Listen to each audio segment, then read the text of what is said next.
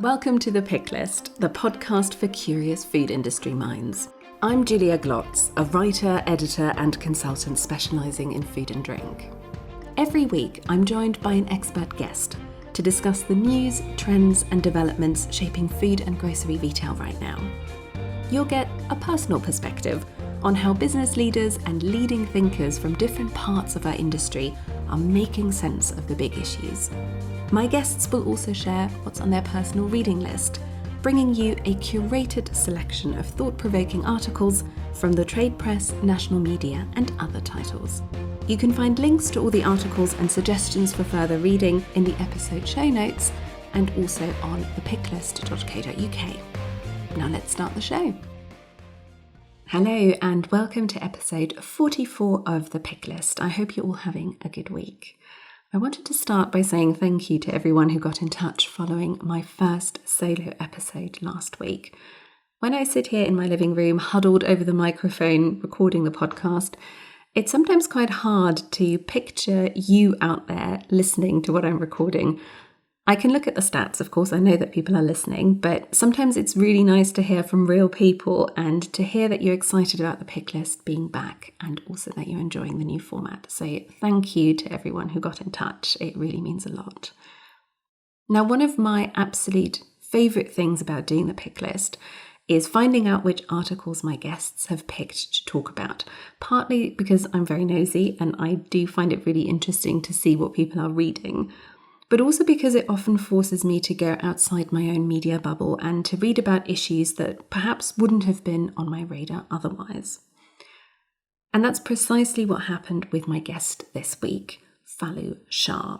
Falu is the founder of Howdah, a brand of Indian snacks that's listed in Sainsbury's, Ocado, Harvey Nicks, Selfridges, lots of other independents. And so Falu has a really interesting perspective on the snacking market, and you'll hear us talk about trends and the rise of the at-home bar snack in particular, but she's also very purpose-driven and wants her brand to give back. And what she's done is she's partnered with a big charity to provide one free school lunch to a child in India for every bag of Howdah snacks that's sold. And this is really reflected in the article she's chosen as well. One of the pieces she picked for the show is about the impact that COVID has had on the education system in India and growing concerns about children dropping out of school and being pushed into child labour. Falu grew up in Mumbai herself, and she talks really powerfully about why education is something that's incredibly close to her heart. And she also talks about the importance of sustainable giving and how she thinks food and drink brands, including brands in the UK, can help. She has a really great story to tell, and I certainly appreciated having my attention drawn to what's happening in India and taking a more global perspective. So that's coming up in a moment, but first, let me bring you up to speed on the big food and grocery retail stories from the UK this week. It was all about CO2 this week, of course, as a temporary halt in production at 2 chemical plants threatened to derail food and drink supply. As I record this, the government has managed to strike a deal to restart CO2 production at those 2 sites, which means the most immediate crisis looks to have been averted. But of course, there are concerns about higher CO2 prices driving up food prices further down the line as well. And of course, more generally, the supply chain remains under enormous pressure. In the pig sector, for example, trade bodies this week warned that almost 100,000 pigs are backlogged on farms because of the CO2 shortages, then compounding other existing issues, particularly around labour shortages. Staying with the supply chain crisis, there were warnings this week of the potential return of panic buying at Christmas. Tesco was among the companies to have been reported to have expressed concerns in a meeting with government officials about the possibility of panic buying, particularly if HGV driver shortages persist. Various food industry bodies are also sounding the alarm over potential shortages at Christmas unless the government take urgent action and issue emergency visas so companies can recruit from abroad. Aldi became the latest retailer to trial checkout-free stores. The discounter is set to start testing the technology at a store in London, which will shortly open to the public. Asda, meanwhile, is to trial driverless delivery vans. This is in partnership with a self-driving vehicle company called Wave. And again, that trial is due to take place in London, kicking off at the start of next year and running for 12 months.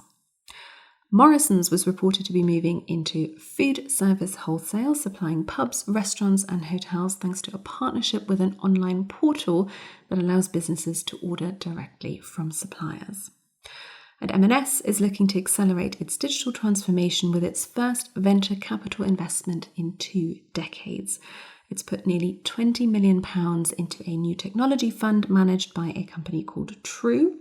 And part of the idea is that the investment will help M&S get early access to emerging tech as well as to new thinking.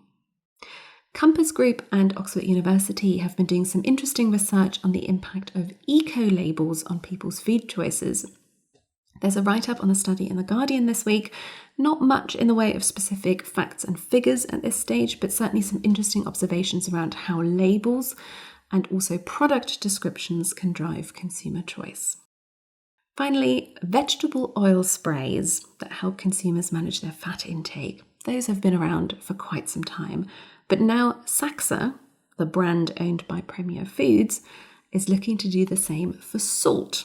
It's launching 2 sprays, one in a sea salt variant, the other one a salt and vinegar version, that are designed to help people cut back on salt. Those are the key headlines this week. You can find links to all the stories I've mentioned in the episode show notes and on thepicklist.co.uk. And now, here's my conversation with Falu Shah. Falu, welcome to the Pick List. Thank you for being my guest. Julia, thank you so much for inviting me. Now, it's great to have you on the show. You are the founder of a brand called Howdah, which makes authentic Indian snacks. Tell us a bit about Howdah. How long have you been going? What sorts of products do you do? And what is the brand all about? So Howdah is all about bringing authentic Indian flavors to the British market. I've been a big foodie, Julia, all my life. I grew up in Bombay, Mumbai now. And growing up in a traditional Indian household, I was very fortunate to be exposed to home cooking from my mom, grandmother, and neighbors. There's so much sharing of food in India. And also living in Mumbai, I was lucky enough to get exposed to a lot of street food. When I moved to this country, I used to walk up and down the grocery stores and especially snacking. I was looking for those flavors. And there wasn't much, other than crisps in those days when I came here, there wasn't a lot of choice. So I've always wanted to bring those Indian flavors to this market.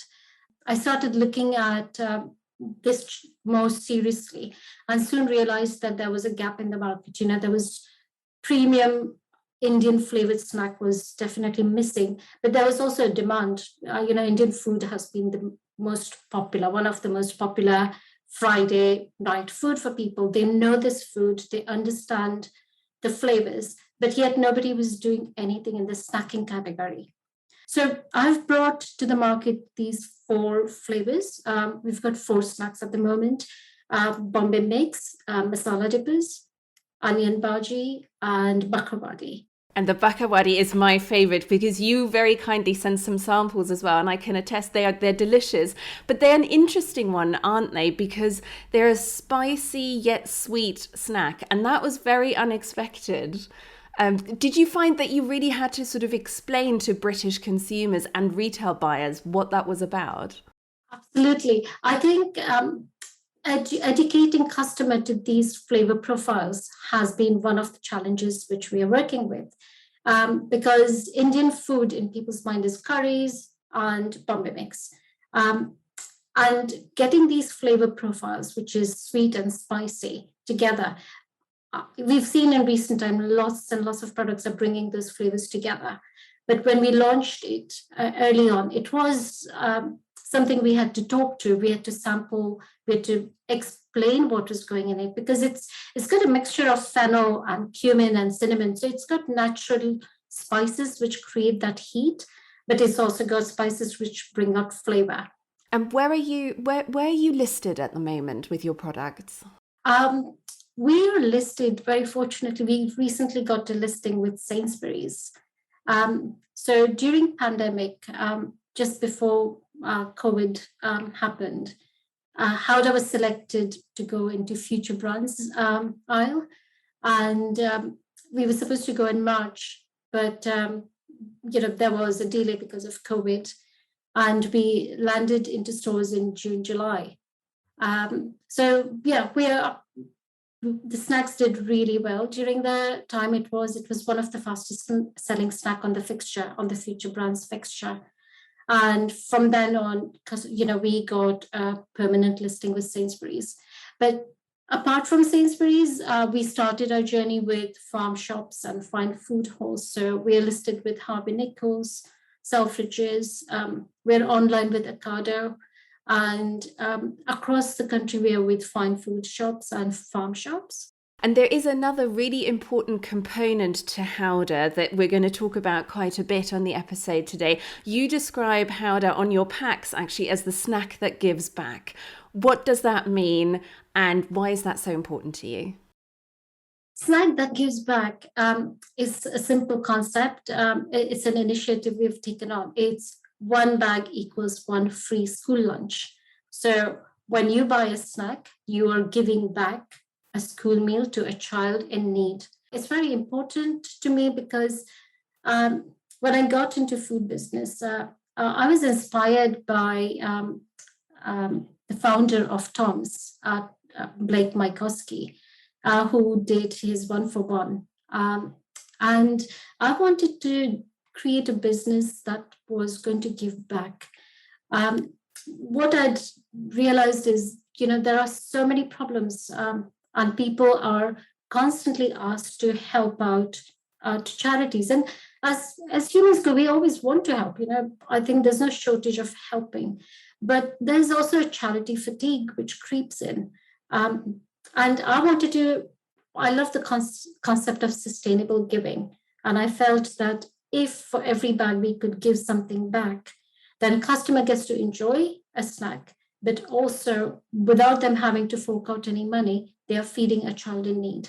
And that's very close to my heart because I believe education changes life of people, especially, growing up in India. I was very lucky to be here and to launch my business and to try my hand at different things. But I've also seen if a girl is educated, she will change the life of not only her family, but people around her. And if I could find a way to get girls into education and keep them there, so not that our snacks bring them into education, but it helps keep them into education, because receiving that free school lunch, we may not believe it, but it's such a big deal. It could be the only meal that that child might be having on a given day. And you have partnered with a big Indian charity to deliver that, a charity that's really well recognised, has a lot of expertise in that area. And I think they were recognised by BBC World Service as their Global Food Champion in 2019 as well. How did that partnership come about? And were you looking for a charity that would allow you specifically to work with schools and school children in India? Absolutely. As I said, I was looking to find a partner to help me give back in some way. And when we started this, my son was very keen on it, that, can we do something with children and education? And I felt that that was the right path for us. So we started with a number of different charities before we found Akshay Patra. So Akshay Patra is the charity who we have now finally partnered with. And Akshay Patra, as you said, they are one of the largest charities who give back almost, I think, 1.8 million school lunches every day across India, across different states. And they deliver hot school meals. So as we started researching, we needed to be careful because unlike some of the big brands who give back, they have bigger RRP and better margins to allow them. Whereas our packs retail at £2.60. So for us to give back something, we had to make sure it was a sustainable way of giving back, so the business could survive and business could continue. And when we came across Akshay Patra, we went and visited kitchens in Mumbai and Ahmedabad. They've got state-of-the-art kitchens there. They showed us how nutritious meals are delivered. We visited schools with them. And we felt that was the right partnership for us because it allowed us to give back. It gave nutritious meal. It was transparent. And it's transparent. It's important to be transparent to our customers that, it's one meal, one bag, one meal. There's a simple calculation. You don't need to think if we are profitable only, then we are going to give back. Ethical issues are important to this generation. They want to support brands who are doing something for communities. But it's also equally important for them as well as for brands to be very transparent, because it's very easy to get lost when you're trying to give back and to give back sustainably. It's very easy to get lost in your profits and sales and figures. Whereas what we wanted is simple message. If you buy a bag, we are going to give a school lunch. And you have a very ambitious target as well, haven't you? You're looking to give back 1 million school lunches by the end of 2021. Is that still your target, and are you on track to achieve that? Absolutely. That is our target. So we've obviously, we relaunched the brand with the new packaging in 2019. And since then, we've had very good listings. Lots of retailers are supporting us. So we have given back so far more than 260,000 lunches. We're on track to deliver further 300,000 lunches, but because of COVID, schools have not opened, so delivery hasn't happened. And I'm really working towards my aim. I want to give back 1 million school lunches by end of this year. And that's I know it's an uphill climb right now because I've got only 4 months. But we've had customers are supporting us, retailers are supporting us. So yes, I am working towards that target. Fantastic. And when we get to talk about your first article, actually, we'll talk about just why that support is particularly important given the impact that COVID has had on India specifically. But I'm interested in what you were saying about support from retailers as well. How interested are they in that charitable component when they're considering listing your brand? Is that something that's really top of the agenda for them, or is that a nice addition, but they're really focused on the fundamentals of, are they tasty snacks? Are they at the right price? Are customers going to want to buy them? More and more retailers do want to support. So I think it's an added benefit to have something, be sustainable or giving back or whatever. But the priority for anybody is if your product doesn't taste good, you're not going to have a repeat sale.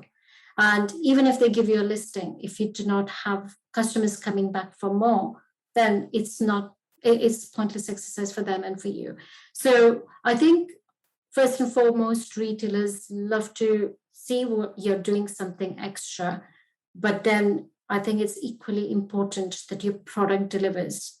And snacking is such an interesting market, isn't it? It's a very crowded market as well. Lots of challenger brands in particular trying to do something around snacking.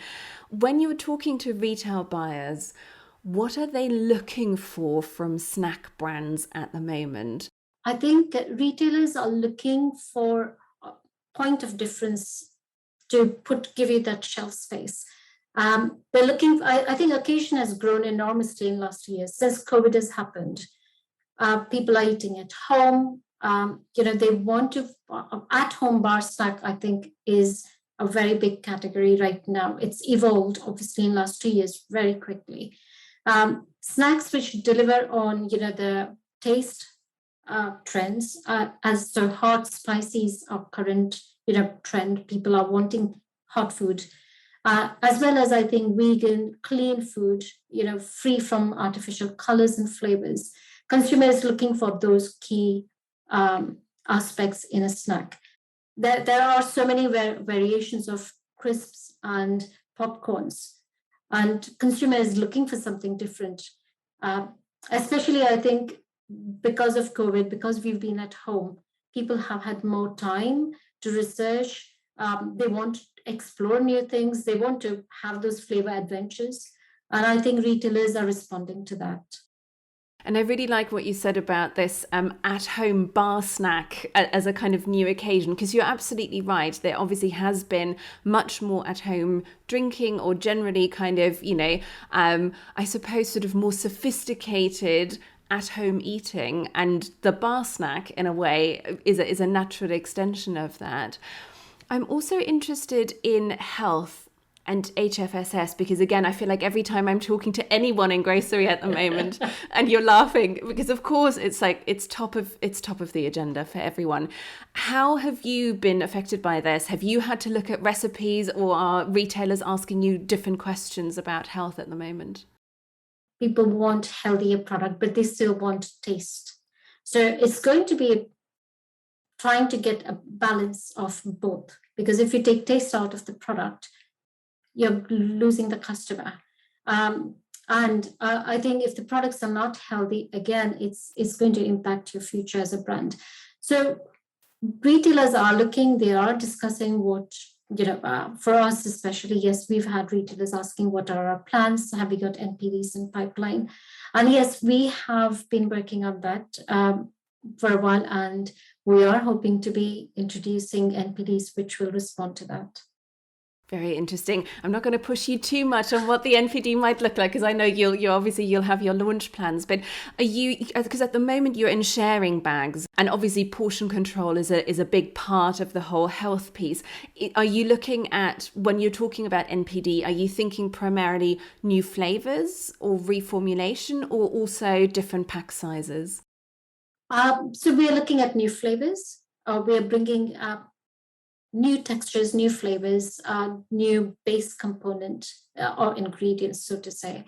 But we are also looking in our current product range, which are very popular, such as onion bhaji, and Bombay makes masala dippers. We're looking at a different pack size as well.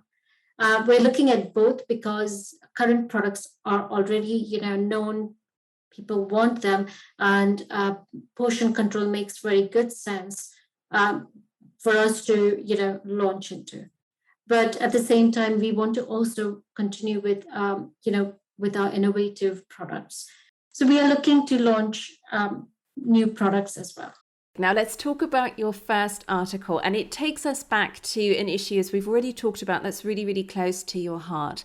Your first article is from the LA Times, and the headline is "A Lost Generation, India's COVID Crisis Reverses Decades of Progress for Children." Falu, what are you like as a reader generally when you're sort of looking at industry news, trends, developments, and of course not just industry but the wider world as well? What are your reading habits like? I, like everybody else, I consume a lot of news. A lot of it is online, because I think you've got access to so many, not just UK-based news, but I think food worldwide. So I do tend to have a lot of material which I pick up from online channels. I also pick up on social media. I think Twitter and LinkedIn offer really good opinion pieces for people to, for me to understand what people are thinking, what brands are talking about. And I think in terms of keeping up with the industry news, I feel one of the most important things is to talk to your supply chain, to talk to your suppliers and buyers, because that one-to-one conversation really helps you understand what's happening on the ground, how, and having those conversations also gives you the ability to react to things a little faster, little better.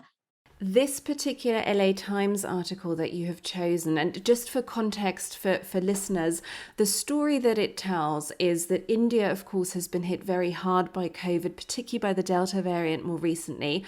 What this article focuses on specifically is the impact on school children and on education. You've already mentioned schools have been closed during the pandemic. Many remain closed until now. And the infrastructure for remote learning, for online teaching, isn't always there. Certainly not in more rural areas or for poorer members of society. So what the article explains is that there's this real risk now that millions of children in rural India in particular could become a lost generation because the pandemic has disrupted their education in a way that's potentially irreversible. There are some really quite harrowing figures actually in the article itself. Just to pull out a couple here. So they report that already more than 58,000 children in India have been rescued from child labour in the most recent fiscal years, because as children drop out of education, there's pressure on them to support families. Many of them end up having to work instead. And in fact, globally, the UN estimates the pandemic will drive an additional 8.9 million children into work by the end of 2022. Falu, we've already talked about this as an issue that's very, very close to your heart. What is the charity that you're working with at the moment? What are they telling you about what's happening on the ground in India, how they are approaching this crisis? How are they even able to support children if they are not in school at the moment? I think challenges bring out innovation to some extent. And Akshay Patra is a fantastic charity in that that they have responded. Whilst the schools closed down, it compounded the problem because children were at home, and delivering meals to a child's home was obviously not going to be easy. But it was not just a child who was coming into school who needed feeding, it was also the immediate family, because so many people and families are affected by COVID. And Akshay Patra has started something called Happiness Kit, which gives food not just for the child, but also for the immediate family. And they've done this quite successfully. Obviously, a whole lot more needs to be done. But they've started with these boxes. They not only deliver food for the family for 21 days or so, I think, but they also put in books for them, because one of the problems which you identified from the article is children don't have access to internet. 70% of India who lives in rural India do not have access to internet. And therefore, to expect them to pick up education online was not going to be feasible. And Akshay Patra has tried to bridge that gap through putting books or education material which goes into the box. So I think that they've done a fabulous job, but a lot more can be done. And I was interested in what you said a little earlier about charity fatigue with UK consumers or consumers in other countries. Because I wonder to what extent the pandemic has affected that. If I'm thinking about school meal provision, of course, we've had a very live discussion here in the UK, the Marcus Rashford campaign. Obviously, the pandemic has created hardship here in the UK as well. Have you found that has made people more open to helping out in other parts of the world because they are more aware of the impact? Or has it made people more inward looking and made them think a little bit more about their immediate surroundings and their own neighborhoods and their own countries? What's your sense? I think for me, more than my customer, because problem in our country is growing as well. Children are going hungry, and almost 3 million children are without food or breakfast, so to say. So before I think about what customers are reacting, I think I myself feel that we as a business have a responsibility to do more at home, whilst not stopping what we are doing in India, because the gravity of situation may be different. But it's by that you cannot think what's happening here is any lesser, because hunger is hunger, and a child who's hungry going into school is not going to be focused, is going to be pushed behind by years of education. one of the problems for a business like ours is we are dictated by the packs which we sell. So if our RRP is dropping or is at certain level, there's only so much you can give back so that you stay sustainable. And to do lunch meals over here, food, give full meal over here, it's in the region of £1 to £4. So it's really something which is difficult for us to participate in. But we're looking at alternate ways that we can be of assistance. And I think as far as customers concerned, we've not had any negative feedback to we don't want to give to someone in India whilst children are hungry here. I think people realize that hunger is a issue. It's a human issue. It's not related to just one country or one location. And we've never had anyone who's complained, or we've had, if anything, I've only had positive feedback about how fabulous and that job we are doing, and that they hope they can continue to help us. So I think people are generous in that sense. And I also suppose that brands like yours make it easy, as you said a little earlier, make it easy for people to act on that instinct that they want to give something back, but in a way that's easy, that's just buying a snack. It doesn't necessarily require setting up a direct debit with a charity. And not to say that level of commitment is not also needed and desirable, but it's a small way and quite a frictionless way, isn't it, for people to feel like they are making a difference in a way that's quite accessible. Totally. I think that's a very, very good point you make, that it's an easy way to give back. And I feel if more businesses were to join in something of this nature, whereby it's frictionless, I think it's so easy for businesses to do it. And for consumer, charity fatigue does happen, because when you have to set up an account and then you get emails and you watch television, you watch online channels, there's always a need to do more. But if there was a way for customers to give back without having to set up something, then I'm sure more people will be supporting those businesses. Fantastic. Now I want to move you on to your second article. Again, very, very topical. We're going to talk about the supply chain crisis, which of course has been top of the agenda for absolutely everyone. The article that you have picked is from BBC News, and the headline is "Food Shortages Could Be Permanent, Warns Industry Body."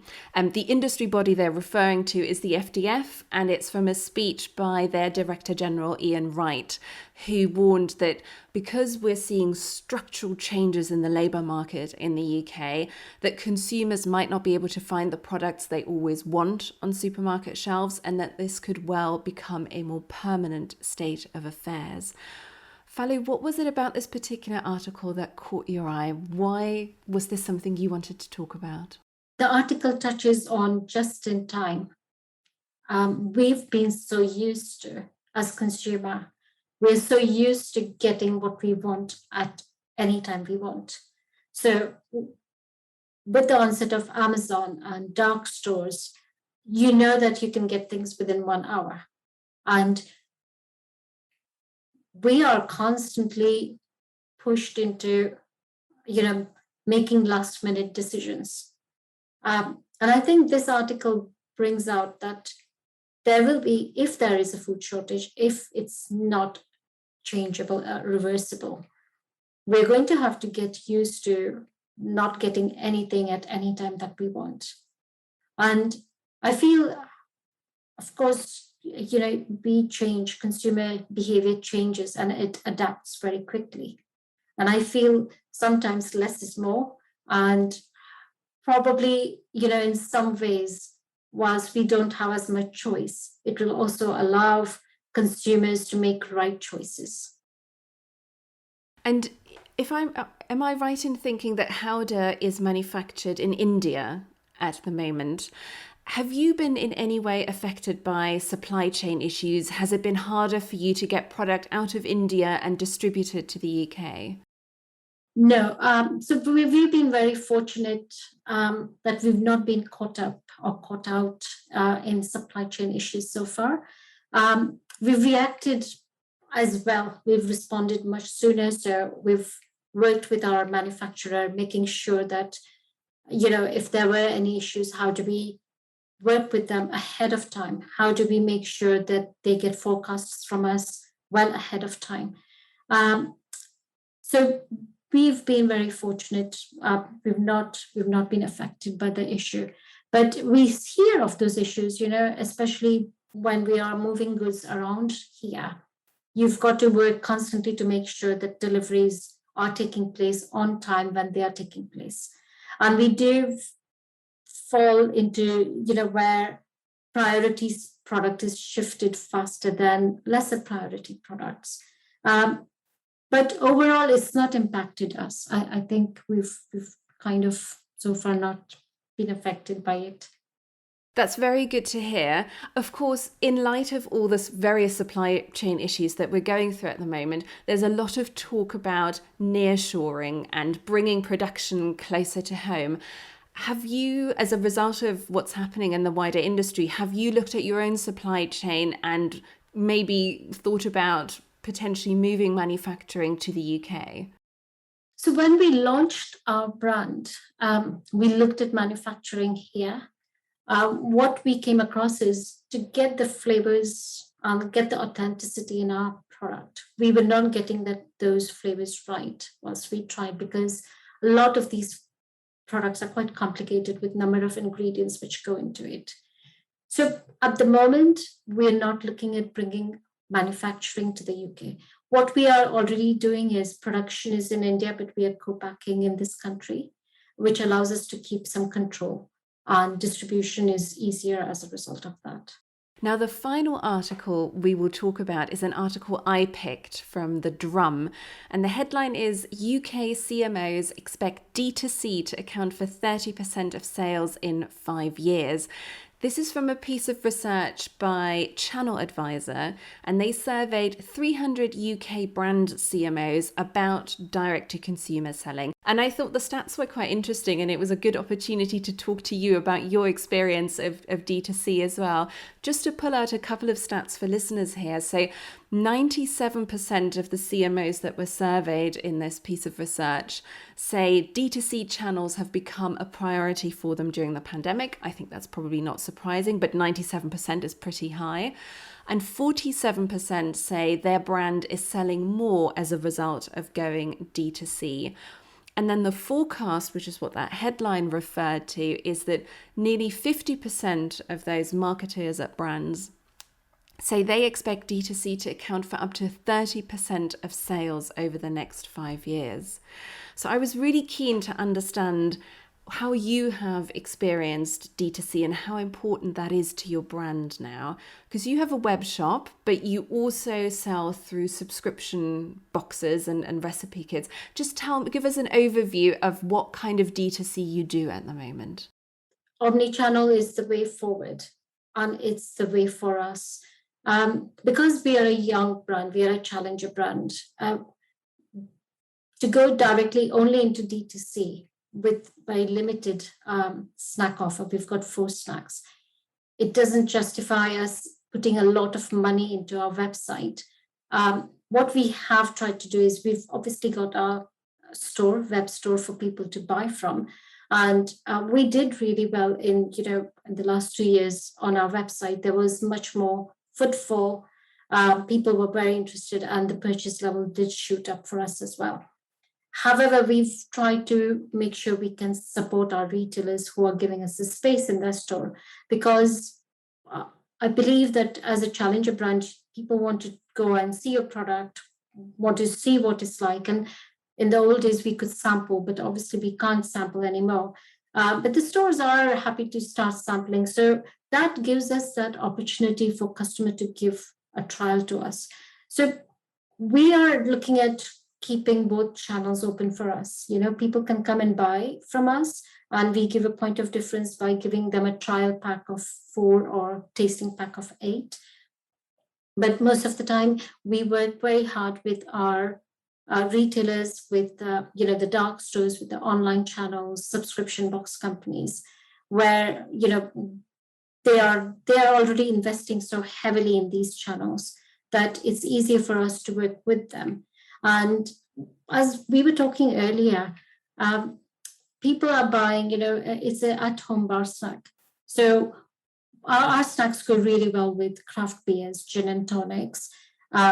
Even coffee brands are picking us up now. So it's easier for us to partner with them and get into their customer base. At the same time, for them, they're getting a very innovative snack which works with their products. So it's a really win-win partnership for us to work with them. And that's what we've tried to do. We want to make sure we remain open to all store as well as online. So have you, on the subscription side, have you prioritized, or have you worked primarily with subscription providers that do alcoholic drinks and coffee? Has that been the focus?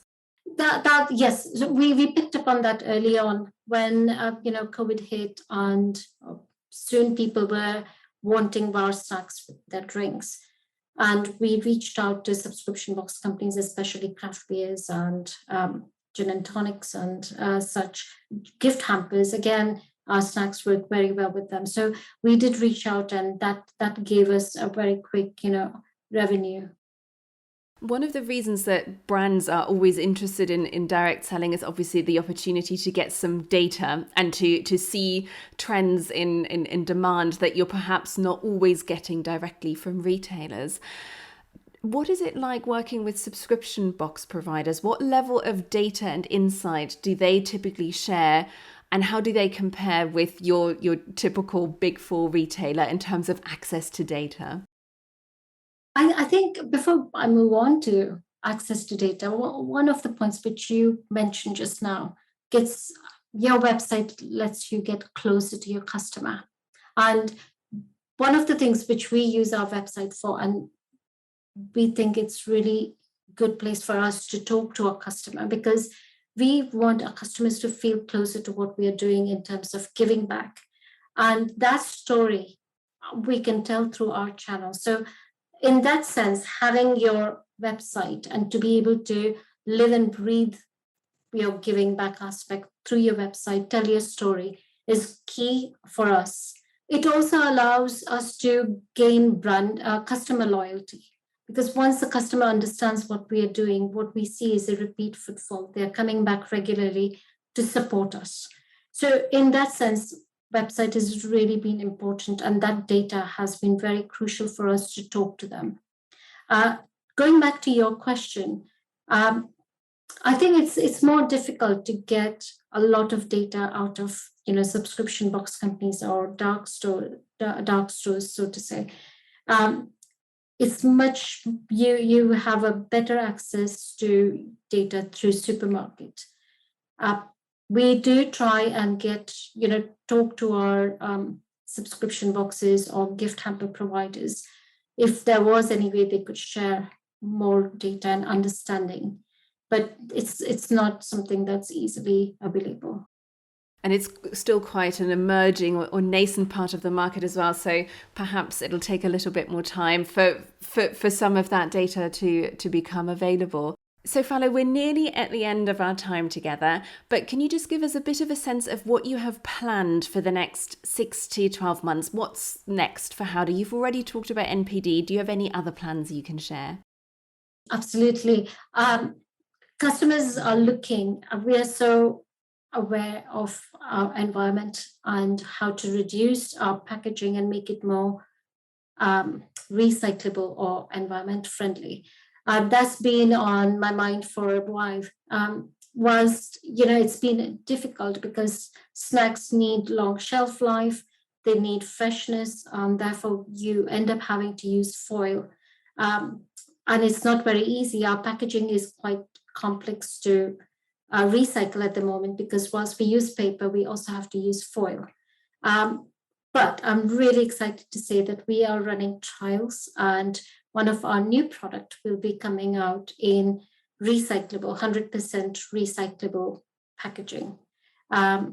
And if that trial is successful, if the products remain fresh and give us the shelf life, then we will be introducing across all of our range.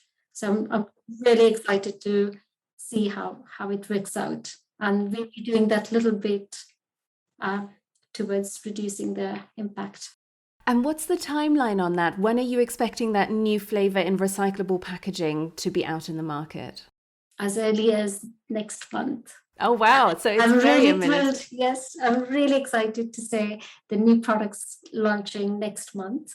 I'll have to send you some snacks for you to try and tell me what you think of them.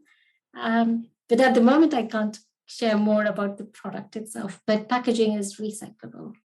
Brilliant, Falu. Thank you so much for coming on the Pick List. Julia, thank you so much. It's such a pleasure to do this interview with you. Thanks for listening. I hope you enjoyed the conversation and found it useful. If you did, please consider giving the Pick List a 5-star rating on whichever platform you're listening and leave a review. It tells me you're enjoying the show and would like it to continue, and it helps me reach more listeners. If you'd like to connect, you can find me on LinkedIn at juliaglotz.com and on thepicklist.co.uk. And if you'd like more thought-provoking reads for your personal reading list, please subscribe to The Trim, my free weekly newsletter at juliaglotz.com/newsletter. See you next time.